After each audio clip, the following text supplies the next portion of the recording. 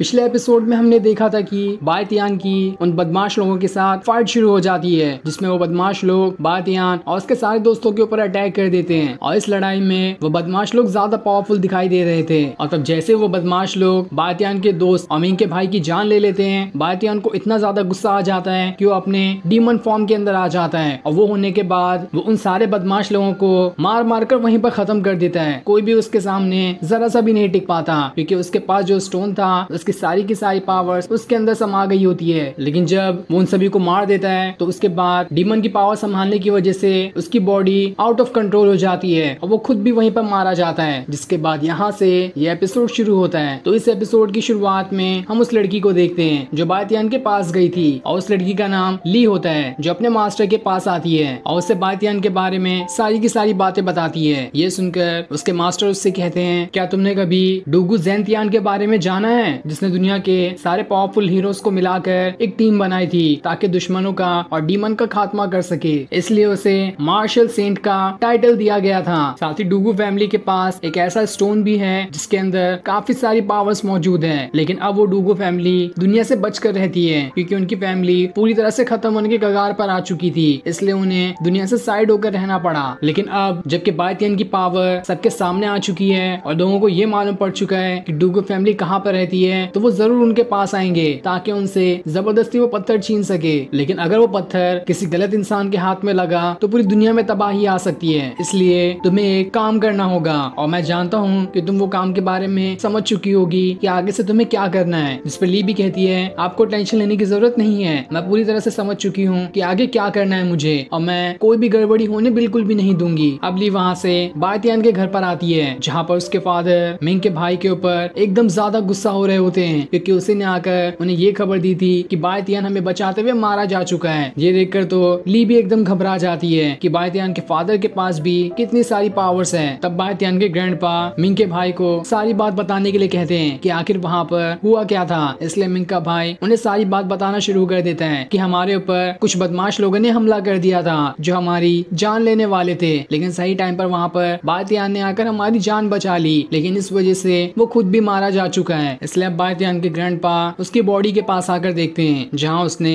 अभी भी अपने हाथ में उसी पत्थर को लिया होता है। लेकिन जब उसके ग्रैंडपा उस पत्थर को देखते हैं तो पत्थर अब बिल्कुल पावरलेस हो गया होता है। उसके अंदर उसकी कोई भी पावर मौजूद नहीं थी। ये देखकर उसके ग्रैंडपा समझ जाते हैं कि इसकी सारी की सारी पावर अब बायतियान के अंदर जा चुकी है। इसका मतलब साफ है कि बायतियान मरा नहीं है। इस स्टोन की पावर उसे दोबारा से जिंदा करने में मदद करेगी, क्योंकि इस स्टोन के अंदर उसी यंग मास्टर की पावर थी जो कि खुद को कई बार रीइंकार्नेट कर सकता है। इसलिए वो जल्दी से बायतियान को ले जाकर उसका इलाज करना शुरू कर देते हैं। इधर बायतियान के फादर ली से सवाल पूछते हैं कि आखिर तुम हो कौन और यहाँ पर क्या करने के लिए आई थी। साथ ही मुझे उन बदमाश लोगों का हुलिया भी बताओ कि वो लोग कौन थे और कहाँ से आए थे। तब ली बायतियान के फादर से कहती है, मेरे अंदर हिम्मत नहीं है कि मैं आपसे कुछ भी बात छुपाऊं, इसलिए मैं आपको सारी बात सच सच बताती हूँ कि बायतियान का उन बदमाश लोगों से कुछ झगड़ा हुआ था, इसलिए वो लोग उससे बदला लेने के लिए आ गए। और रही बात मेरी, तो मुझे मेरे मास्टर ने ऑर्डर दिया है कि मैं डूगू फैमिली के पास जाऊं ताकि ये देख सकूं कि उनके पास अभी भी वो पत्थर मौजूद है या फिर नहीं। और अगर उनके पास वो पत्थर मौजूद है तो उसे हमें प्रोटेक्ट करना होगा, क्योंकि अगर वो गलत इंसान के हाथ में लग गया तो दुनिया में तबाही आ सकती है। और हमारा सेक्ट बिल्कुल यही चाहता है कि पूरे मार्शल आर्ट के वर्ल्ड में शांति बने रहे, कोई भी किसी से झगड़ा ना करे। इसलिए मेरे मास्टर का कहना ये है कि आपको हमें वो पत्थर दे देना चाहिए जिसे हम प्रोटेक्ट करके रखेंगे, क्योंकि आपकी फैमिली भी अभी इतनी ज्यादा पावरफुल नहीं कि अगर कोई दुश्मन यहाँ पर आए तो उनसे फाइट कर सके। तो भला इसी में होगी कि हमें वो पत्थर आप लोग दे दो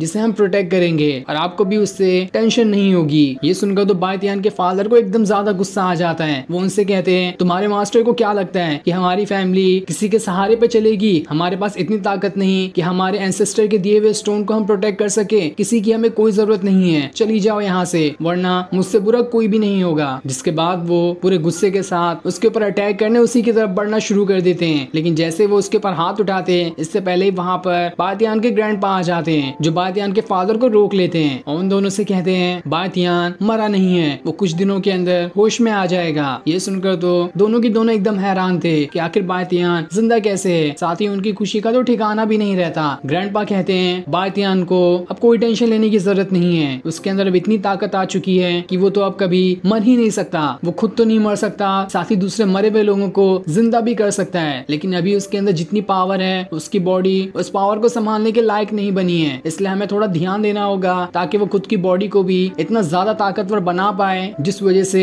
वो अपनी स्टोन की जितनी भी पावर थी उसे कंट्रोल कर पाएगा, क्योंकि उस स्टोन ने अपनी सारी की सारी पावर बायतियान को दे दी है, जिस वजह से वो सारी पावर अब बायतियान के अंदर समा चुकी है और उसका मुकाबला करने वाला शायद ही कोई होगा। जिसके बाद ग्रैंडपा और बायतियान के फादर उसके पास जाने लगते हैं, लेकिन ग्रैंडपा ली को ये कहते हुए वहीं पे रुका देते हैं कि हमारी फैमिली के आपस का मामला है, मैं नहीं चाहता कि दुनिया में बाहर ये पता चले कि बायतियान के पास उस स्टोन की पावर्स आ चुकी है और वो बिल्कुल डीमन फॉर्म में भी बदल सकता है। अगर ऐसा हुआ तो इससे मेरे पोते की जान के ऊपर खतरा आ सकता है, क्योंकि अभी वो ठीक तरह से पावरफुल नहीं बना, इसलिए अब से तुम्हें यहीं पर रहना होगा ताकि ये बात कहीं आगे और ना फैल सके। जिसके बाद वो वहाँ से चले जाते हैं। दूसरी तरफ हम बायतियान को उसके स्पिरिचुअल वर्ल्ड में देखते हैं, जहाँ उसे अपने आसपास कई सारे एनर्जी बॉल दिखाई देते हैं जो सभी उसी के ऊपर अटैक करने उसकी तरफ बढ़ रहे होते हैं, जिनसे बचने के लिए बायतियान वहाँ से भागना शुरू कर देता है। लेकिन आखिरकार वो सारे एनर्जी बॉल मिलकर बायतियान को पूरी तरह से जकड़ लेते हैं और अब तो वो वहाँ से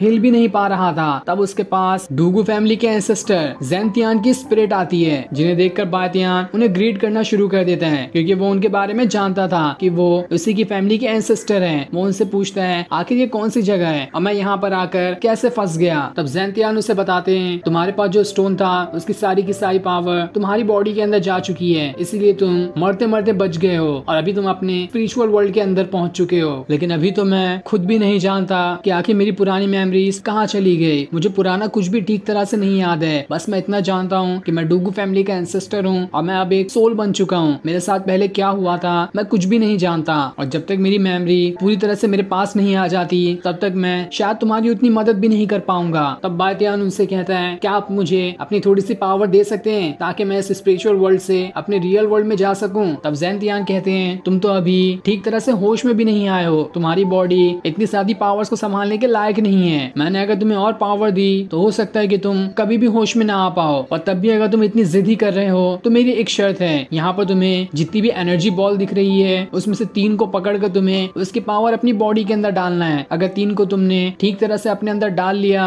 तो मैं तुम्हें स्पिरिचुअल वर्ल्ड से रियल वर्ल्ड में भेज दूंगा और तुम रियल वर्ल्ड के अंदर होश में आ जाओगे। तब बायतियान उनसे कहता है अगर आपने ऐसा कर दिया तो मैं बाहर निकलते साथ ही आपकी सारी की सारी जो मेमोरी है उसे आपको लौटाने में पूरी मदद करूंगा, ये मेरा आपसे वादा है। जिसके बाद वो अपनी एनर्जी बॉल को उसी की तरफ फेंकना शुरू कर देते हैं ताकि बायतियान 3 को पकड़कर उनकी पावर्स को अपने अंदर समा सके। इसलिए बायतियान भी उन्हें पकड़ने की कोशिश कर रहा होता है, जहाँ वो एक को पकड़कर अपने बॉडी के अंदर डालने में कामयाब हो जाता है। जिसके बाद वो दूसरे को भी पकड़ लेता है और फिर ऐसे ही करते करते वो तीसरे को भी पकड़कर अपने अंदर डाल लेता है। लेकिन जैसे वो तीनों को डालता है अब कई सारी एनर्जी बॉल उसका पीछा करना शुरू कर देती है ताकि वो सभी भी अब बायतियान के अंदर घुस सके। ये देखकर तो बायतियान भी हैरान था कि अगर डील तो सिर्फ 3 की हुई थी, अब मैं और को कैसे अपने अंदर डालूं। तब ज़ेंतियान कहते हैं तुम्हें 3 से ज्यादा मिल रहा है तो इसमें तो तुम्हारा ही फायदा है ना, तुम्हारी बॉडी अभी और ज्यादा पावर को संभालने के लायक है, इसलिए और चाहिए तो और पावर ले लो। लेकिन बायतियान उन्हें वहाँ से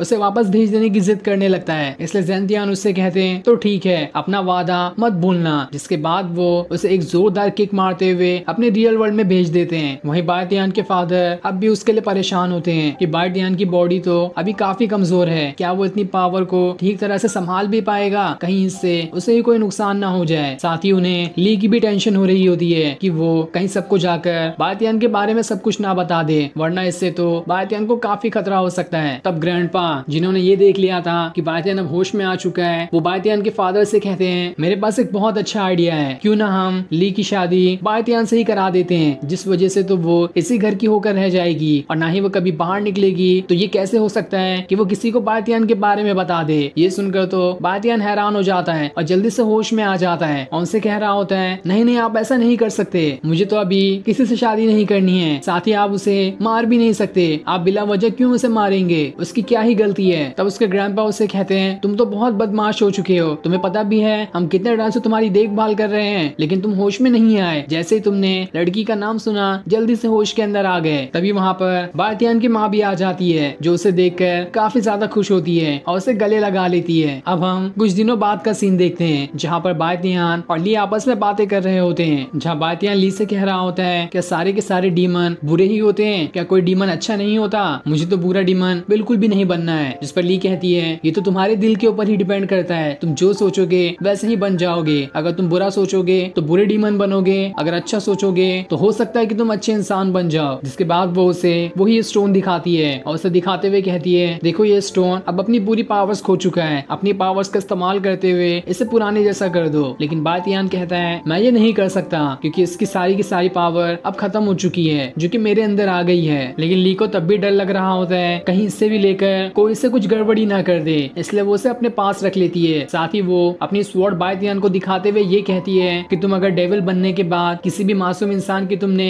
जान ली तो देख लेना सबसे पहले मैं तुम्हारी जान लेने वाली बनूंगी, और तुम चाहे कोई भी रहो मैं तुम्हें जिंदा नहीं छोड़ूंगी, इसलिए तुम्हें कभी भी किसी मासूम इंसान की जान नहीं लेनी है। तब बातियान उससे उसका बैज ले लेता है और उससे कहता है तो ठीक है, ये डील हमारे बीच हुई। और फिर ये सीन दिखाते ही ये एपिसोड यहीं पर एंड हो जाता है। Thanks for watching.